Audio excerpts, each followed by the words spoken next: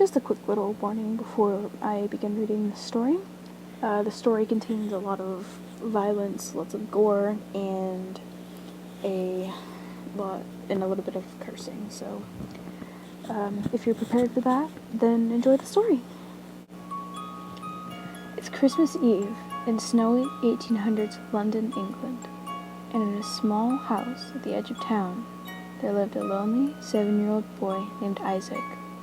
Isaac was a sad child, with not a lot of friends to his name.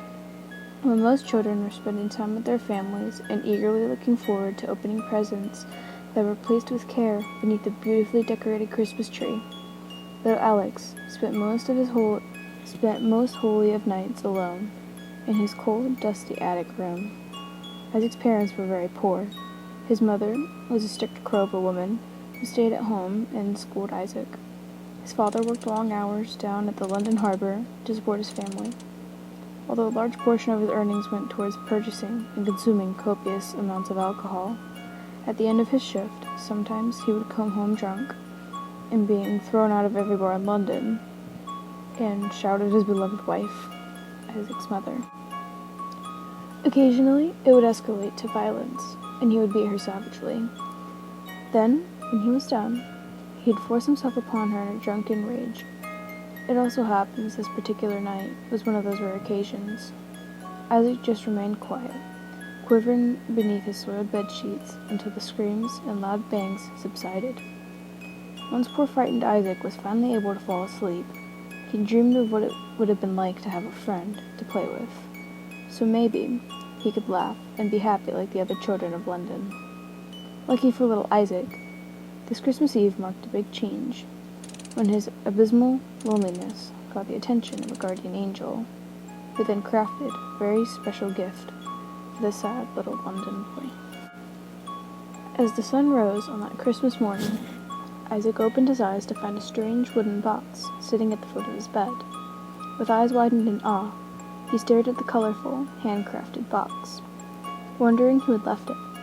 He was not used to receiving gifts, especially toys. What little toys Isaac did have were ones he'd found abandoned in the street or washed up in the gutters. Isaac scooted up to the foot of his bed, in front of the mysterious box, and picked it up with both hands. The box was beautifully painted in colorful styles, with carvings of happy clown faces on the side. There was a tag on the box that simply read, "For Isaac." On top of the box was an engraved text. Isaac squinted his eyes as he sounded out the words, "Laughing Jack in a box." He paused. Laughing Jack in a box? Isaac had heard of a jack-in-the-box, but never a laughing jack-in-a-box. His mind spun with curiosity as he grasped the box's metal crank. Isaac turned the crank, and the song, "Pop Goes the Weasel," chimed in rhythm with the crank's gyrations. As the song came to its climax, Isaac sang along with the final verse. "Pop goes the weasel." But nothing happened. Isaac let out a sigh. "It's broken." He placed the box back down on the edge of the bed and shuffled across his small dusty room to his dresser, where he changed out of his soiled sleepwear into his usual tattered clothes. Suddenly, Isaac heard a loud rattling noise coming from the bed behind him.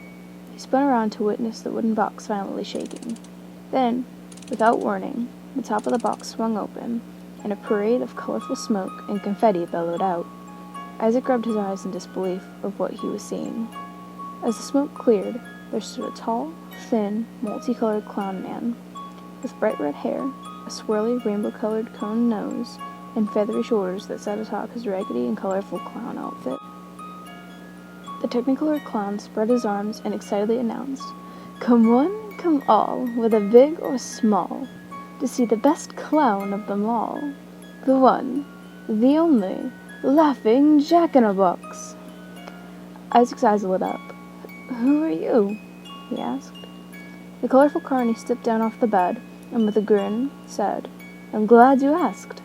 I'm Laughing Jack, your new friend for life. I'm magical. I never get tired of playing. I'm a whiz at the accordion, and I adapt and develop with your own changing personality. In other words, whatever you like, I like. Isaac looked up to the mysterious clown man. We're friends? He stuttered. Jack looked at the boy while cocking an eyebrow. Friends? We're best friends. I was specially created to be your not-so-imaginary friend, Isaac. Isaac's jaw dropped. You know my name? Jack let out a whimsical laugh. Of course I know your name. I know everything about you. So, now that introductions are out of the way, how would you like to play a game of I Spy? Isaac grinned from ear to ear. Really? We can play games? I'd love to. Oh. He paused. I can't. I have to go downstairs and see Mother for homeschooling and chores. His smile faded into a look of disappointment. Jack placed his hand on Isaac's shoulder, and with a warm smile said, It's okay. I'll be waiting right here for you when you get back. Isaac's smile returned as he looked at his new friend. Just then, he heard his mother's shrill voice call him from downstairs. Well, I gotta go. I'll see you after I'm done, okay, Jack? He said as he headed towards the door. Jack smiled. Absolutely, kiddo. Oh, and Isaac. Isaac looked back at Jack, who gave him a wink and said, You should wear that smile more often. It suits you. Jack grinned happily as he turned and walked out the door. All day, Isaac told his mother about the amazing, colorful clown man who came out of a magical box that appeared at the foot of his bed. His mother, however, did not believe a word of it. Finally, he persuaded his mother to follow him to his room, so she could behold Laughing Jack for herself. They walked up the stairs, and Isaac swung open the door to his room. See, Mother? He's right here. Isaac paused as he scanned the room that contained neither magical dancing clown man nor mysterious wooden box. Isaac's mother was not amused. She gave Isaac a glare so menacing it made his knees weak and his stomach sick. But Mother, he was... Smack. Isaac's mother delivered it onto him a swift, hard smack across his face. His eyes began to tear up, and his lip began to quiver, as he could feel himself about to break down. You stupid adolescent child! How dare you lie to me about such childish idiocy? Who would want to be friends with a useless worm such as you? You shall remain in your room for the rest of the evening, and you shall receive no dinner. Now, what do you say, you ungrateful wretch? Isaac managed to swallow the knot in his throat in order to mutter a reply. Thank you, ma'am. His mother glared down at him for a moment before leaving the room in disgust. Isaac kneeled down, burying his face in the sides of his bed, streams of tears running down his cheeks as he began to weep. What's wrong, kiddo? A voice called out. Isaac looked over the edge of the bed, where Laughing Jack was now suddenly sitting beside him. Where were you? Isaac muttered. Jack ran his hands through Isaac's hair to comfort him as he whispered softly. I was hiding. You can't let your parents see me. Otherwise, they won't let us play anymore. Isaac wiped the tears from his eyes. Look, kiddo, I'm sorry I had to hide, but I'll make it up to you. Because tonight we can play games and have tons of fun, Jack said, smiling. Isaac looked up at his vibrant pal and silently nodded, as a little smile began to form at the corners of his mouth. That night, Laughing Jack and Isaac played so many fun games. With a wave of his hand, Jack made all of Isaac's tin soldiers spring to life and march around the room. Isaac was amazed as he watched his toys move around the room on their own. Then, Laughing Jack and Isaac told each other spooky ghost stories. Isaac asked Jack if he was a ghost, but Jack explained that he was more of a cosmic entity of sorts. At the end of the night, Jack reached into his pocket and pulled out an assortment of delicious candy. Isaac was in ecstasy when he popped the first colorful treat into his mouth, as it was the first time tasting something so sweet. Isaac had so much fun and laughed so hard that night that things seemed to finally be looking up for little Isaac, at least until the incident that occurred 3 months later. It was pleasantly warm and sunny in London that day, which was a bit of a rarity. So, with the help of a certain not-so-imaginary friend, Isaac was able to finish his chores early and was allowed to go outside and play for a bit. Things started simply enough. The duo were in the back behind the house playing pirates when Isaac spotted the neighbor's cat sneaking into their garden. "Yarg, we got an enemy spy off the starboard bow!" Isaac yelled, captivated by fantasy and imagination. "Yo-ho! Let's get him, Captain Isaac!" exclaimed First Mate Jack, in his best hearty pirate accent. Laughing Jack's arm stretched out across the garden and snatched the unsuspecting feline, who began to struggle quite vigorously. "Don't let him get away, Jackie, or make you walk the plank," Isaac antagonized. Jack's grip on the cat tightened, and his arms grew and extended like anacondas, wrapping themselves around the wily feline as it struggled for dear life. Jack's arms just kept squeezing the animal, pressing the air out of its lungs, and once the dear house pet's eyes began to bulge out of their sockets, there came a loud snap. Jack quickly released the creature from his grasp as its lifeless furry husk thudded against the ground. There was a hushed silence as the two observed the cat's now twisted and mangled corpse. The silence was finally broken by an uproarious laughter from Isaac. "Wow, I guess cats really don't have 9 lives." Isaac exclaimed, nearly teary-eyed from laughter. Laughing Jack began to chuckle as well. "Yeah, but won't you get in trouble if your mother finds your neighbor's cat dead in the garden?" Isaac's laughter quickly subsided. "Oh no, you're right. I'll just throw it back into the neighbor's yard." Isaac panicked as he grabbed a nearby shovel and scooped up the broken cat cadaver before lobbing it over the fence back into the neighbor's yard. They quickly went back inside and up to Isaac's room. About an hour later, it came. The ear-piercing squawk of Isaac's mother shrieking his name from downstairs. Neither Jack nor Isaac said a word as he crept down the stairs alone to face whatever horrible fate was coming to him. Jack could hear much yelling from downstairs, but could never make it out what was being said. After about 30 minutes, a teary-eyed Isaac ascended the stairs back into his room. "Well?" Jack asked nervously. Isaac just stared at the ground as he spoke. I tried to tell her it was you who hurt the cat. She didn't believe me. She said you weren't real." Jack frowned, knowing this was all his fault. Isaac used his sleeve to wipe away his tears. "I'm being sent off to a boarding school, and I'm leaving tonight, and you can't come with me." Laughing Jack's face turned to shock. What? I can't come? Where will I go?" Isaac said nothing, but pointed over at the beautiful colored box from where his friend had originated. "Back in there? But I won't be able to get out until—" Jack paused. Isaac looked up at his only friend, with tears streaming down his face. "Jack, I promise I'll come back for you as soon as I can." Jack looked at the box, then back at Isaac. "And I'll be right here waiting for you, kiddo."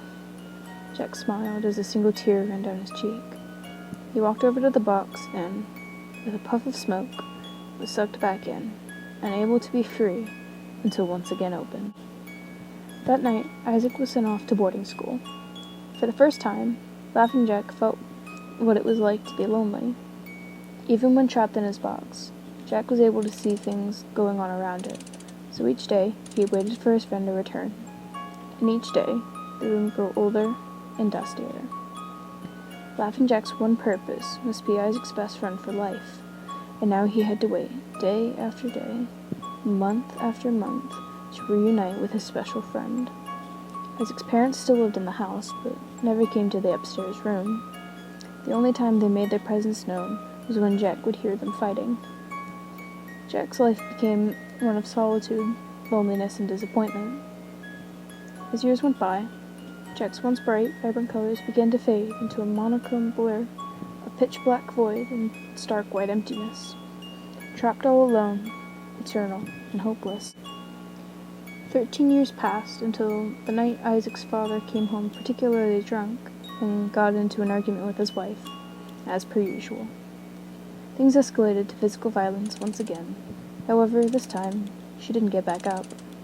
Isaac's father had beaten his wife to a dead, bloody pulp, and was sentenced to hang at the gallows the next day. With both his parents dead, this meant that the new 20-year-old Isaac inherited the dusty old house he spent the earlier half of his childhood in. Laughing Jack was quite surprised when he heard his old friend's footsteps walking up the stairs to the attic for the first time in 13 years. However, it was not the reunion Jack had hoped for. Isaac looked different. Not only was he older, but he also seemed to possess this odd, grim look in his face. No longer was he the hopeful and curious young boy Jack had first met all those years ago. Jack eagerly awaited Isaac's releasing him from the prison he had waited in for so many years, but still Jack's box sat there, untouched and unnoticed on a shelf in the corner of the room with all of the other dusty, unwanted knickknacks Isaac had completely forgotten about. He had forgotten about his old friend, dismissed as some sort of early childhood fabrication. Surprisingly, this made Laughing Jack feel nothing. He was hollow. 13 years of waiting and disappointment left the monochrome clown void of sorrow and self-pity. Jack remained in his box, colorless and without emotion. The next day, Isaac went off to work at his job as an upholsterer, doing furniture repairs for the good people of London. Jack waited in captivity. Hours later, a drunken Isaac returned home and stumbled up the stairs to his room, but this time he had a friend with him. It was a lady friend Isaac had picked up at the bar earlier that evening. She was beautiful, with flowing blonde hair, sapphire blue eyes, and a smile that could make hearts melt. Laughing Jack's attention was drawn to Isaac's guest. Who is this? A new friend? Why does Isaac need new friends? I thought I was Isaac's only friend. Jack thought to himself from within his hellish confinement. Isaac and his lady friend sat down on the bed and chatted about life in London. Isaac made a joke about the weather, and they both laughed. Laughing Jack hissed with envy over Isaac's new friend. Isaac and the girl looked deeply into each other's eyes as they leaned in for a kiss, locking lips with a passionate swirling of tongues in one another's mouth. Jack was perplexed by the strange display of affection, for he had never seen kissing before. As the kissing grew more intense, Isaac ran his hand along the girl's smooth thigh and up her dress. However, his guest just brushed his hand away. Isaac was persistent, though, and once again ran his hand along her smooth thigh and up her skirt, this time placing his hand upon her silky undergarments. The woman took great pleasure with Isaac's advancements and pushed Isaac away before delivering a hard smack across his face. Isaac's eyes darkened as he glared at the woman. His once drunken passion turned into a booze-filled anger. The woman's heart sped up as she saw Isaac's face boil with rage. "Stupid whore!" Isaac yelled as he smashed his fist into the girl's face.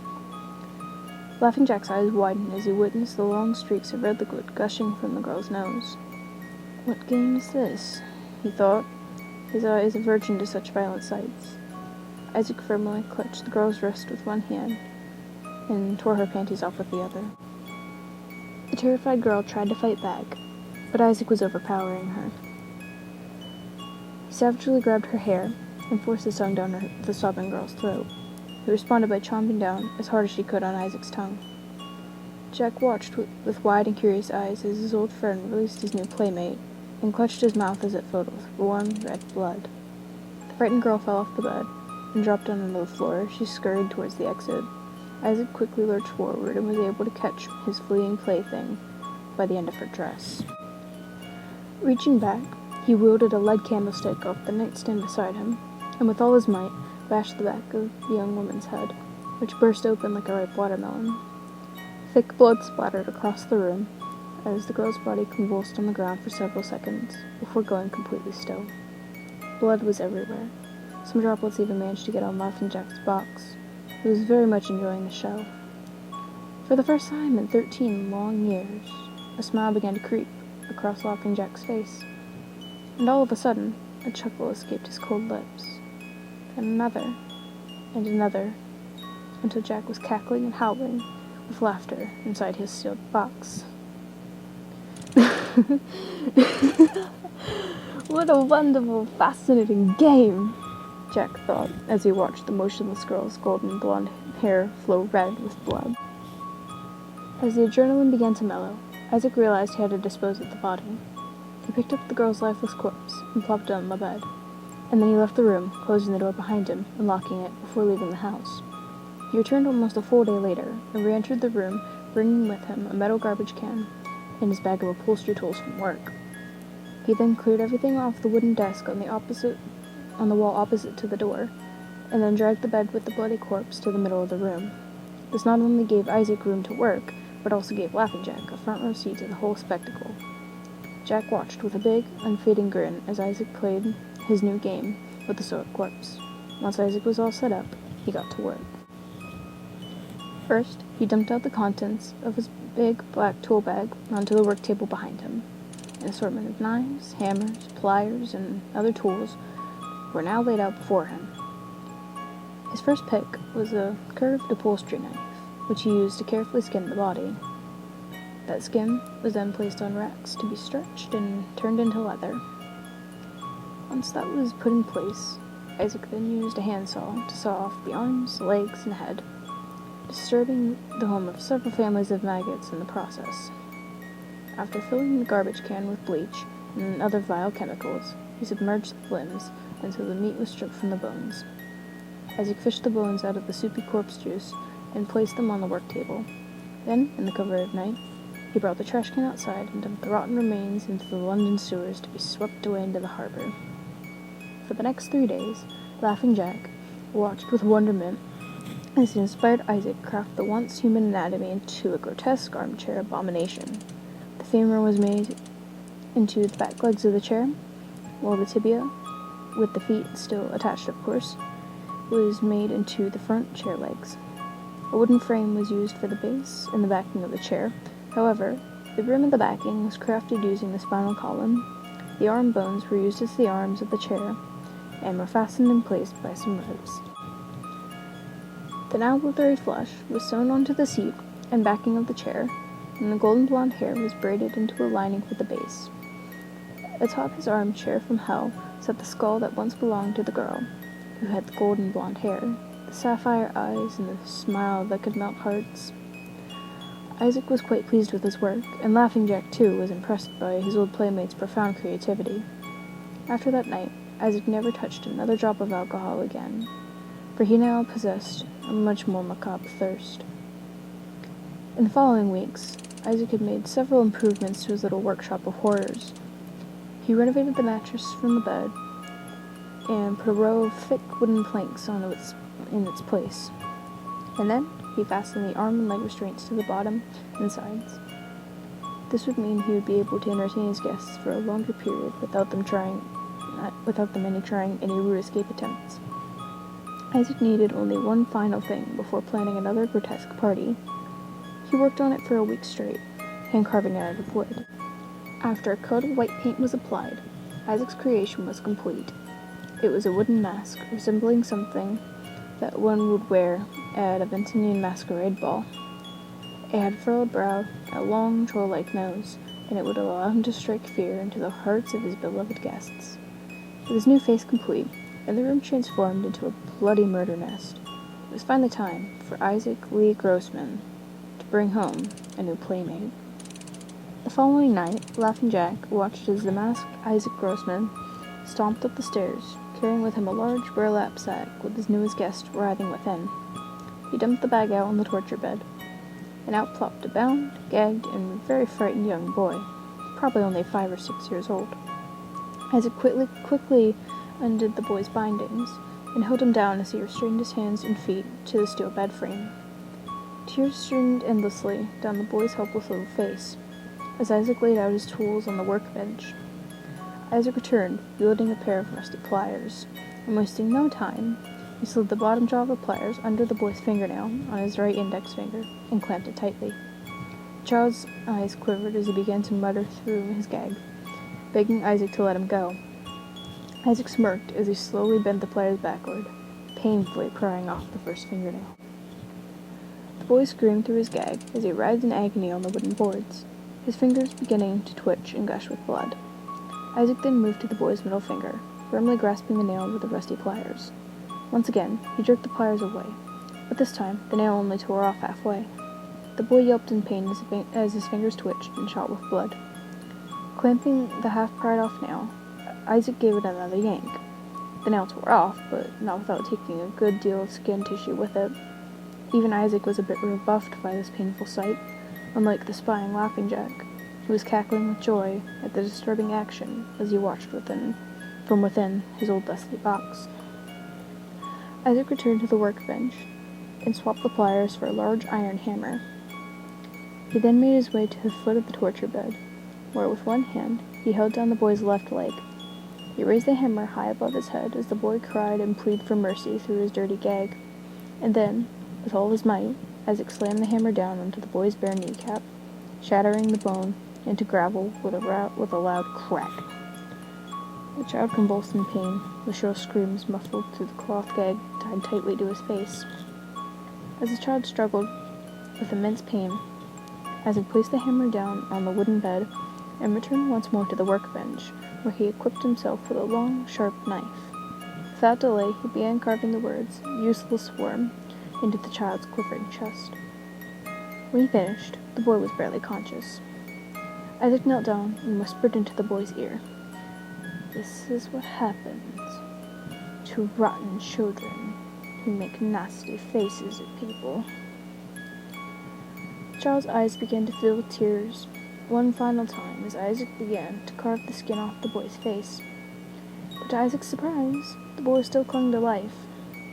The mutilated child just stared up at Isaac with his big round eyes, which filled Isaac's black heart with rage and hatred. "Even without a face, you're still an ugly little shit," Isaac shouted as he picked up the hammer from the foot of the bed and began to bash in the poor boy's skull. He smashed it in over and over until it was nothing but a bloody, caved-in mass of flesh, pouring with thick, red blood and oozing out chunks of brain matter. From across the room, Laughing Jack gleefully observed the grand finale, which had lived up to his expectations quite wonderfully. Isaac's next guest was a blind old woman whom he had invited over for some tea. It took her almost 5 minutes to realize the chair she was sitting on was crafted using human remains, and another 6 minutes to find the stairs, only to topple down them, falling and screaming like a loon. Isaac decided to end the cruel joke, right there, with a simple ice pick through her eye socket. After that, he brought over a little girl, whom he force-fed broken glass before using her stomach as a punching bag.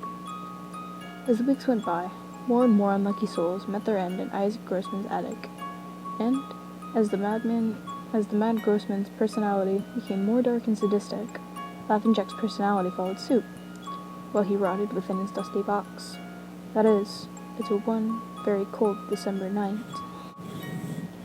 The rusty nails that were holding up the shelf of the forgotten knickknacks finally gave way, and the whole thing plummeted to the ground. Isaac heard the loud thud from downstairs and decided to climb up to the attic to investigate. He walked across the blood-stained floor of the attic, over towards the fallen shelf. Isaac brushed aside some of the trinkets that had broken in the crash, when he finally came across the jack-in-a-box from his childhood. Isaac barely recognized the old tattered box as he picked it up and blew off some of the dust. Then, for whatever nostalgic reason, he decided to grasp the box's rusty crank and began turning it. A horrible off-key "Pop Goes the Weasel" clanged from the worn-out old box, and as it reached the climax, Isaac sung along to the vinyl verse. "Pop goes the weasel." The top of the box swung open, but nothing happened. It was empty. Isaac expected as much, but he tossed the old box in the garbage with the other broken knickknacks. After the mess was cleaned up, he went to open the door to go back downstairs, but was stuck. Isaac pulled hard, but the door wouldn't budge. Just then, he heard the most horrible, raspy voice call out from behind him. "Isaac." A cold jolt ran down Isaac's spine, and the hairs on the back of his neck stood straight up as he slowly turned around. All the way across the room, by the garbage can, stood the nightmarish Laughing Jack. He was completely monochrome. His mangled black hair hung down in twisted locks. Sharp, jagged teeth decorated his twisted grin, and his arms hung down like a rag doll. with his grotesquely long fingers scraping the floor. Then, with a bone-chilling, raspy voice, the fiendish clown spoke. "How nice it is to finally be free. Did you miss me, Isaac?" Isaac was paralyzed in fear. But I thought you weren't real. Imaginary," Isaac stuttered. Jack replied with a long, horrifying cackle.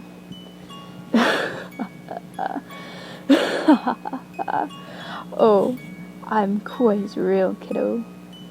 In fact, I've been waiting such a long time for this day to finally come, when I can play with my best friend for life, one last time." Before Isaac could reply, Jack's long arm stretched across the room and wrapped around Isaac's legs. The twisted clown began pulling him closer, dragging him into his own wooden torture bed, as Isaac's fingernails scraped along the floor. Ignoring the restraints, Jack swiftly grabbed 4 3-inch-long iron nails from the workbench and pressed them straight through Isaac's hands and feet, nailing him to the bed. Isaac growled in pain as he shouted at his captor, "Ugh! Fuck you, you goddamn clown-nosed freak!" Laughing Jack just chuckled as he forcefully held Isaac's head in place, stating, "If you can't say something nice, then don't say anything at all." Jack reached his long, crooked fingers into Isaac's mouth, firmly grasping his tongue and stretching it out as far as it could go.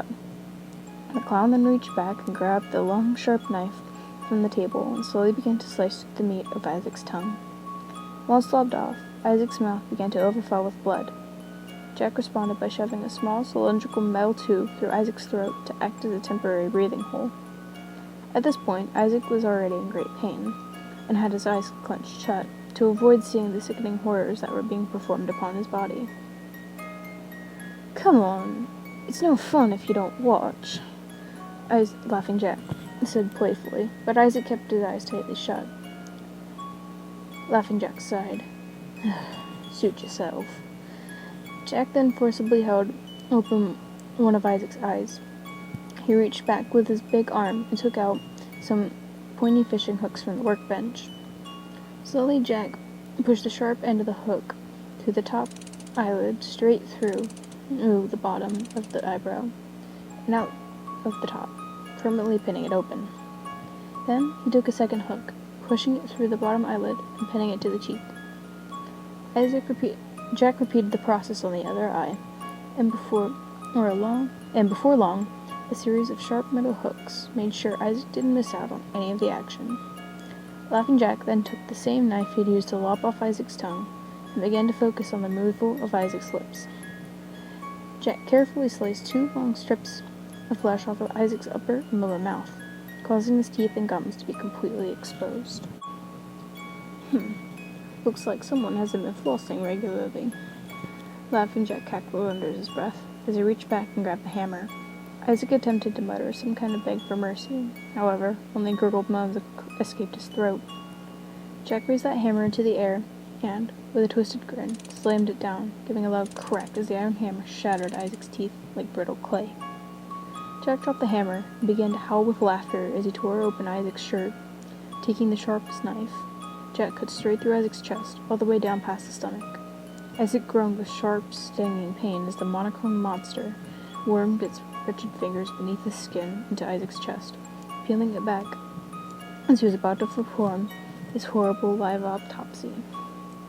First, Jack began to pull out Isaac's intestines, the same manner a magician would pull a series of colorful clothes out of his pocket.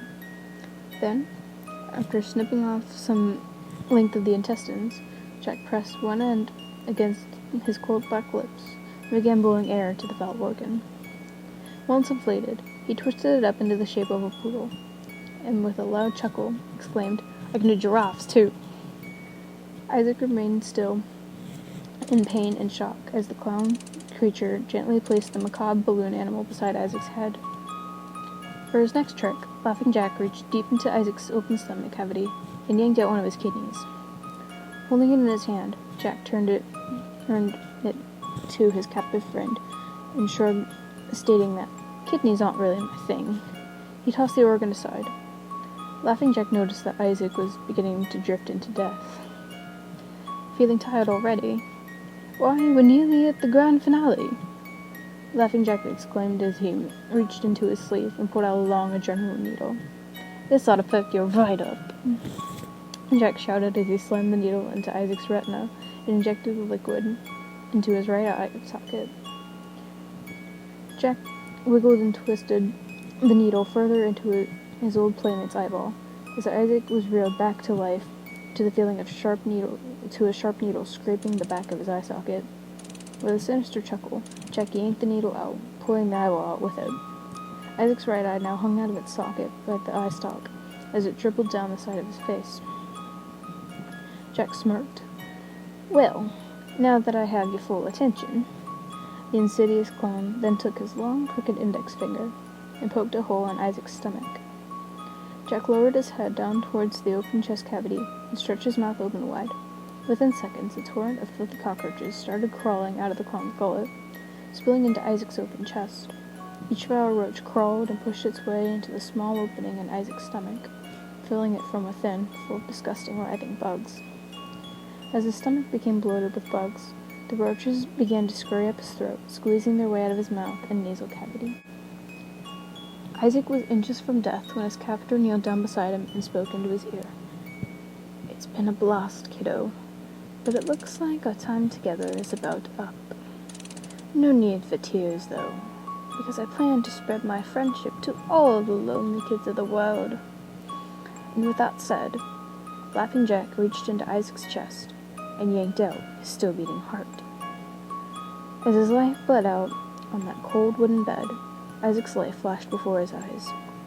He saw his mother, his father, the boarding school, his victims, and the last thought that fluttered through his mind was of that very special Christmas, where he woke up to find the beautifully hand-carved wooden box that contained his very first friend.